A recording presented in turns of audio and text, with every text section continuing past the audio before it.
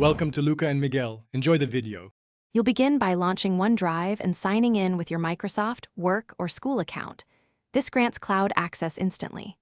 Once signed in, make sure the OneDrive app is installed and running. Look for the cloud icon in the system tray or menu bar.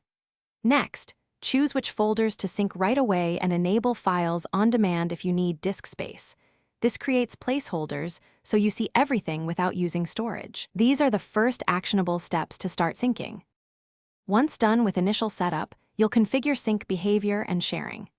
Open OneDrive settings to use selective sync, pick folders for this device to save space and bandwidth, and make sure version history is enabled to recover prior edits.